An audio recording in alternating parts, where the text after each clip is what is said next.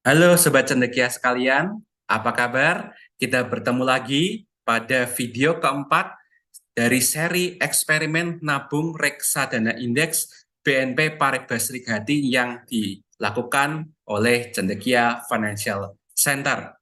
Pada video keempat ini ya, saya akan melakukan review ya atau eh, evaluasi dari kinerja investasi BNP Paribas Srigadi, tapi dengan menggunakan metode DCA atau dollar cost averaging, atau dalam bahasa awamnya adalah nabung setiap hari. Ya, untuk yang belum pernah melihat konten ini, idenya awalnya seperti apa, silakan cek video pertama dari kami ya di playlist eksperimen nabung reksadana indeks BNP Paribas Srigadi ini ya, di mana saya sudah berikhtiar atau sudah berjanji akan melakukan investasi setiap hari Rp10.000.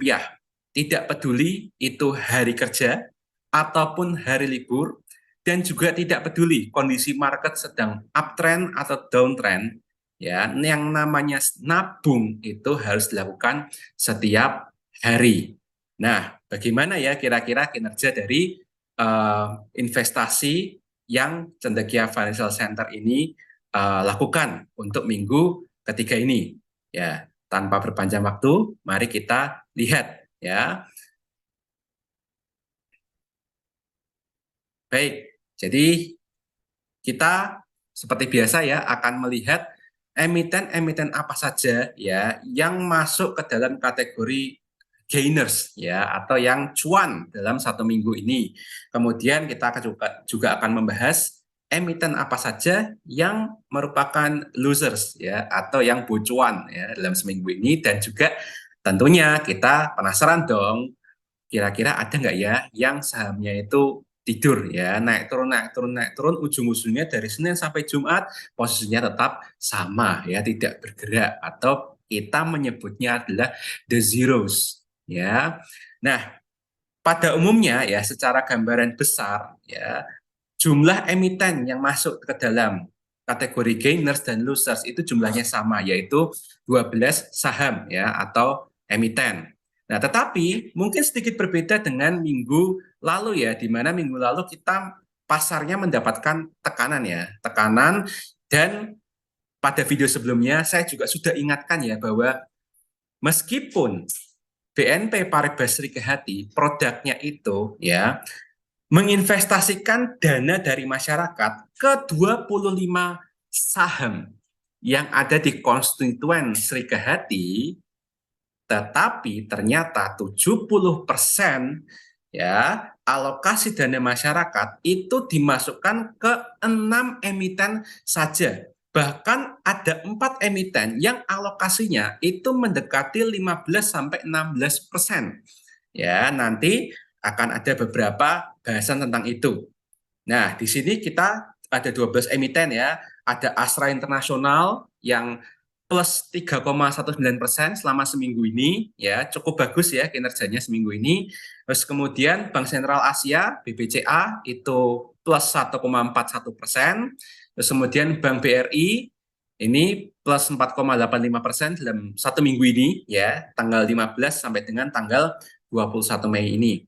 Ini termasuk tinggi ya nih ya Bank BRI ya, karena nyaris 5% itu sudah bagus sekali ya. Winner ya, bukan hanya sekedar gainers ya, winners ya. Terus kemudian Bank Mandiri ini ya tidak apa-apa lah ya, cuma dikit ya, 0,5%, tidak apa-apa. Kemudian Dharma Satya Nusantara 0,87% juga. ICBP ya, Indofood CBP Sukses Makmur itu juga kecil ya kenaikannya, 0,46%. Indofood Sukses Makmur juga sama ya, plastiknya cuma 3,35%, setara dengan Astra International, tapi ada alasannya kenapa saya bilang cuma ya nanti ya.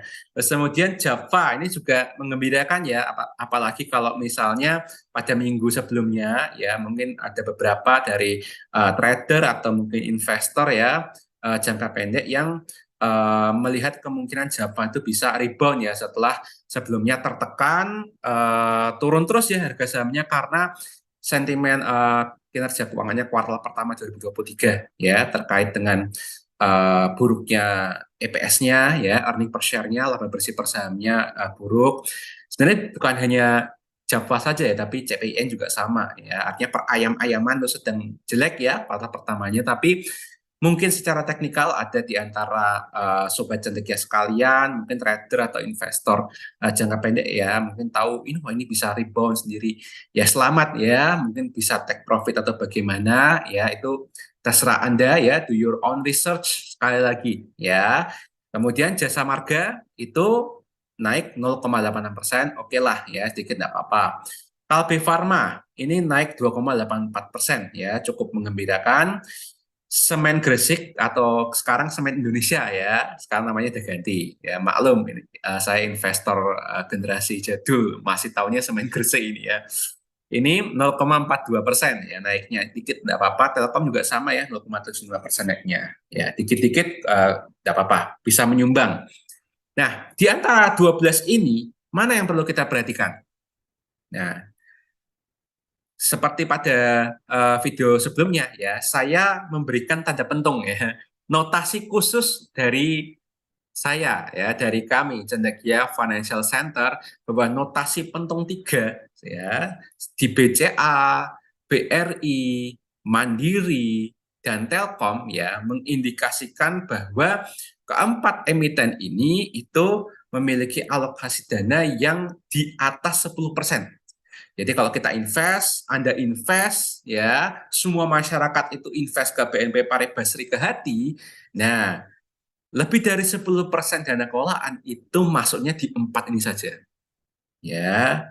Terus kemudian jangan lupakan ya, masih ada Astra Internasional ya, yang ya nggak sampai 10%, nyaris 10%, tapi saya beri notasi pentung 2 ya, karena tidak bisa melebihi 10% ya, berdasarkan laporan keuangan tahunan dari BNP Paribas Srikati tahun 2022. Nah, tapi kalau kita lihat di sini ya, kita lihat di sini ternyata banyak sekali pentung-pentung merah di arena the gainers. Lalu bagaimana dengan the losers?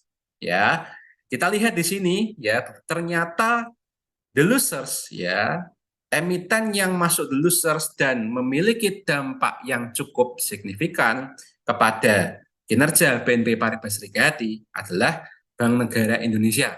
Ya, tapi pentungnya bukan pentung 3, tapi pentung 2. Artinya dana kelolaannya yang masuk ke emiten ini itu kurang dari 10%. Ya, seperti itu.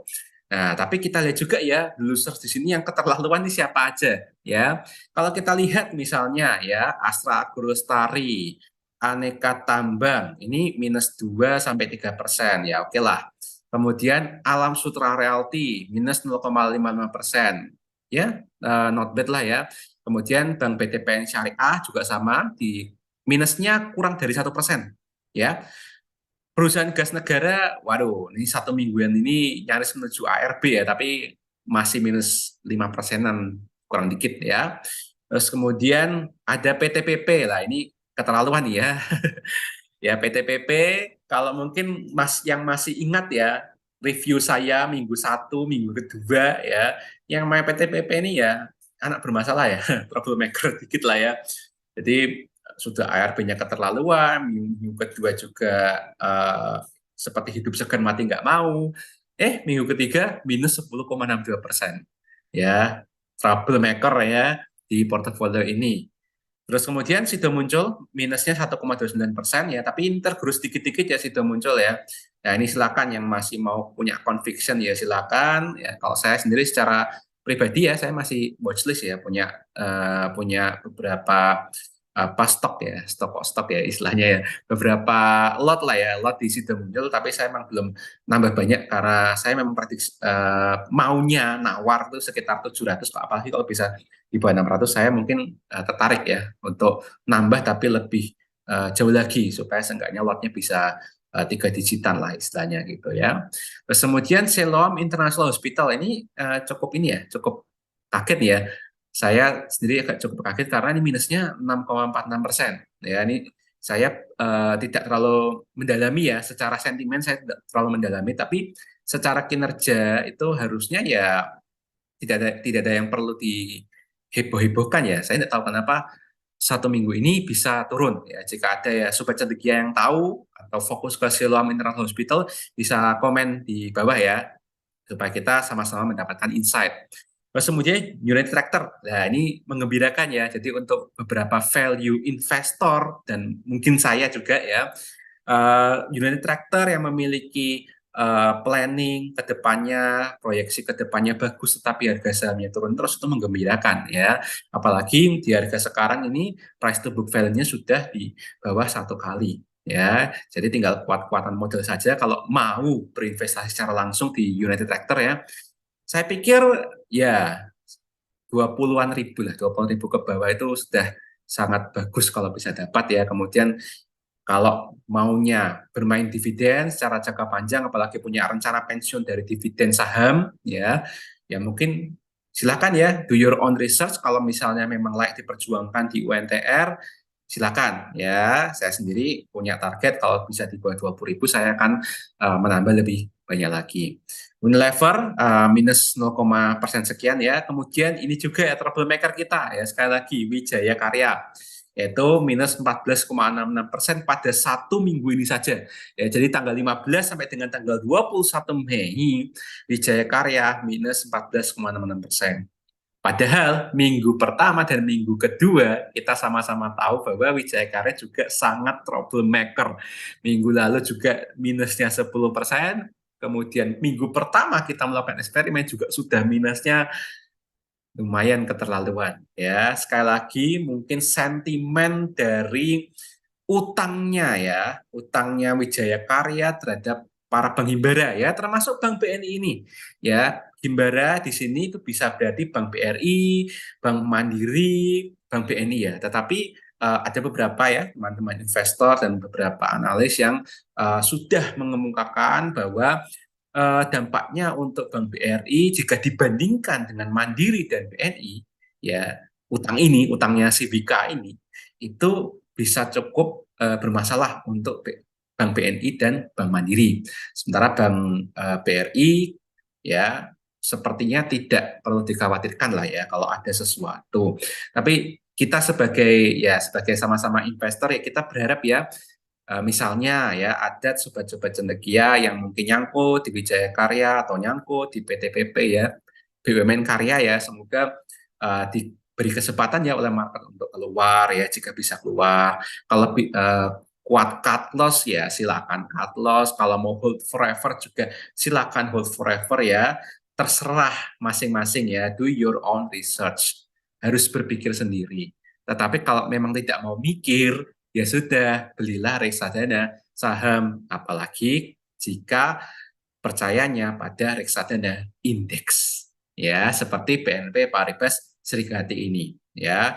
Feel free to choose ya, silahkan memilih dengan bebas ya. The Zeros-nya siapa? Ternyata Indosemen Tunggal Prakasa ya. Ini kalau saya perhatikan ini INTP secara 3 minggu ini ya robust ya istilahnya ya, di tengah apa sentimen-sentimen buruk tentang perlambatan pertumbuhan properti, ya BUMN Karya yang dari infrastruktur juga seperti itu. Tapi dari segi kinerja harga sahamnya lumayan robust ya, lumayan agak kuat lah untuk ukuran semen ya, persemenan nih. Tapi bukan ini ya, bukan rekomendasi untuk jual beli ya, bukan rekomendasi untuk investasi, karena saya sendiri tidak terlalu mendalami yang bisnis semen-semen ini ya, saya tidak tahu gitu. Oke, kita masuk ke pembahasan perbandingan ya. Pertama-tama kita akan memperbandingkan ya growth on the third week. Jadi pertumbuhan dari reksadananya sendiri ya. Jadi bukan hasil investasi kita ya, eksperimen kita, tapi dari reksadananya sendiri. Pada minggu ketiga eksperimen ini, yaitu tanggal 15 Mei sampai dengan 21 Mei, itu bertumbuh plus ya, atau minus.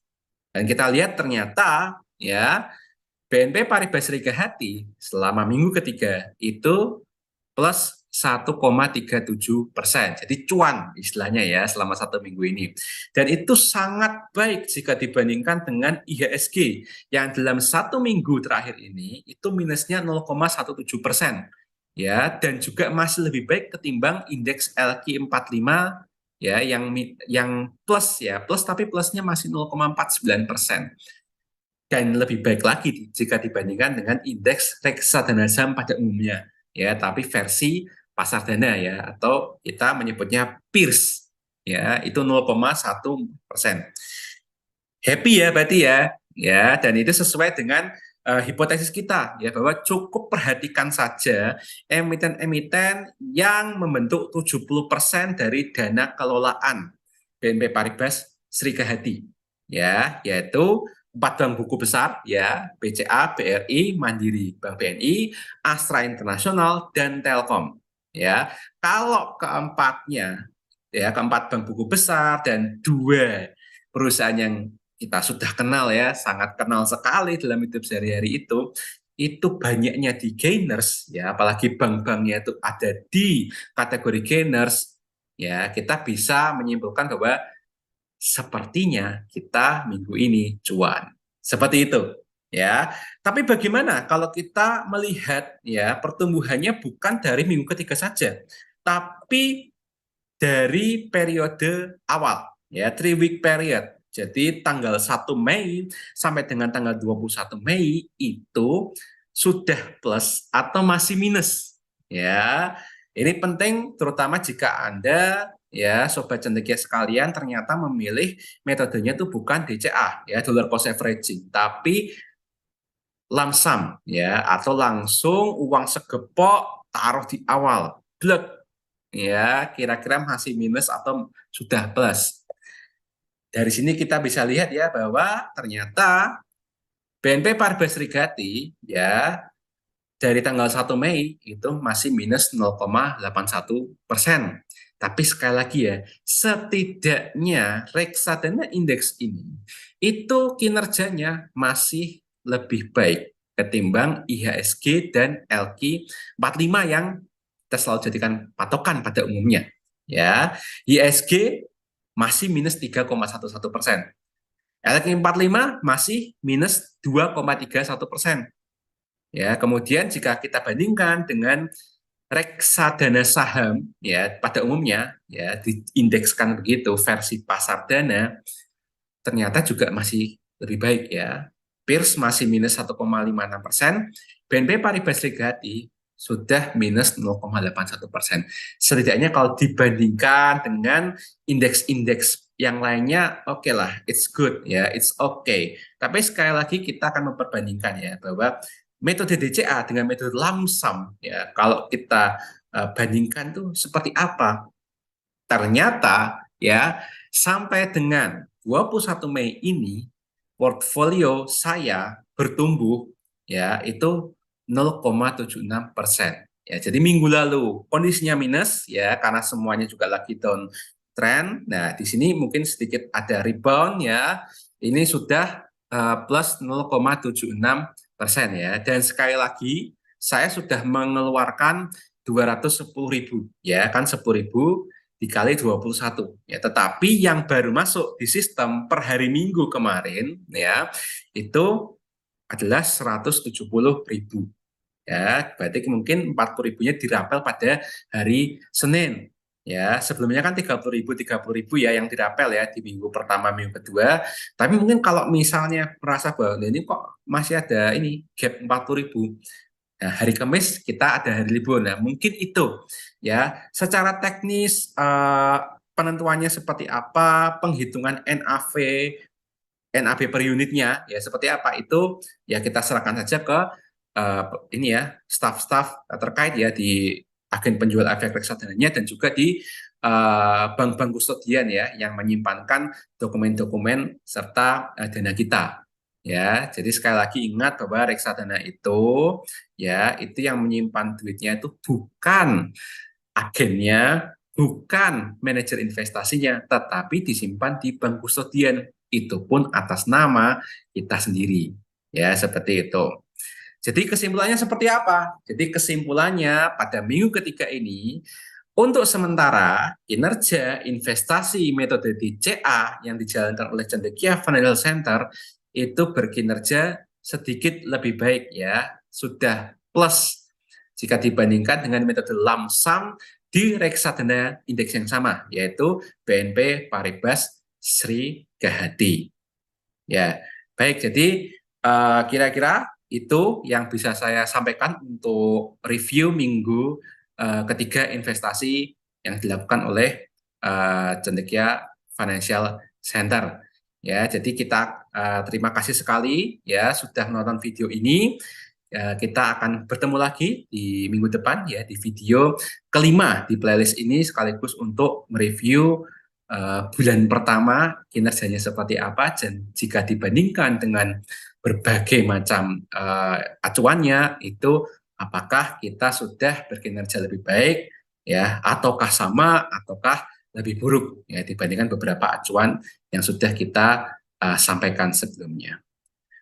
Baik, ya. Jadi uh, selamat menikmati video ini. Ya, jika tertarik termotivasi untuk investasi, silakan investasi dengan metode yang Anda rasa nyaman. Jika ada pertanyaan juga silakan ya ditulis di kolom komentar. Jangan lupa like, subscribe, dan follow channel ini ya untuk mendapatkan notifikasi dari video-video terbaru kami. Ya, jadi itu saja, kita bertemu lagi di video yang akan datang. Cerdas keuanganmu, merdeka finansialmu. Sampai jumpa.